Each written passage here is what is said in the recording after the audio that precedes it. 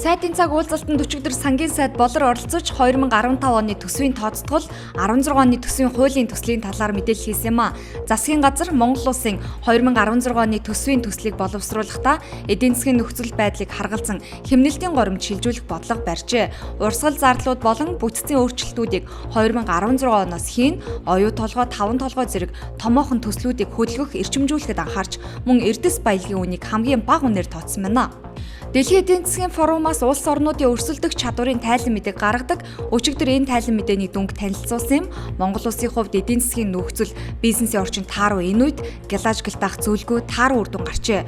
2015-аас 16 оны өрсөлдөх чадварын тайланд дэлхийн 140 орноос Монгол улс 104-р чигсэн байна. Энэ нь мэдээж Монгол улсын эдийн засгийн нөхцөл, бизнесийн орчин, хөрөнгө оруулалт гээд олон талт хүчин зүйлээс шалтгаалсан таагүй үр дүн илтгэж байгааг алтныхан онцлсан юм а. Нийслэлийн иргэдийн төлөөлөгчдийн хурлын тэргүүлэгчдийн бүрэлдэхүүнд 29-р хуралдаанаар өөрчлөлт оруулж тэргүүлэгчээр Алтан цэцэг, Амар баясгалан, Баатархүү, Буян далай, Баяраа, Үнэн, Инх сайхан нарыг сонгосон байна.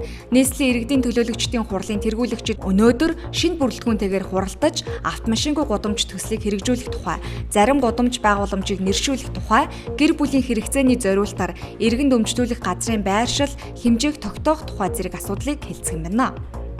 Дэлхийн хөгжмийн хамгийн нэр хүндтэй наадам Грэммид Монгол хамтлаг нэр дэвшжээ. Ардын хөгжмийг сонгодог жазтай хослуулсан уран бүтээлээ туурвдаг арга бэлэг хамтлаг Агуула цамгаараа Грэмми наадамд нэр дэвшсэн сайхан мэдээг өчигдөр дуулгасан юм а.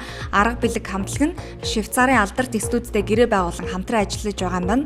58 дахь удаагийн буюу 2016 оны Грэмми наадмын шагналыг гардуулах ёслол эх жилийн 2 дугаар сарын 15-нд болох юм байна. Арга бэлэг хамтлагийн тухайд бичлэгийн анхан шатны шалгаруулалтанд тэнцээд байгаа бөгөөд шагнал гардуулах үйл ажиллагаанд оролцох хэсэг нь одоогоор тодорхойгүй байгаа юм байна.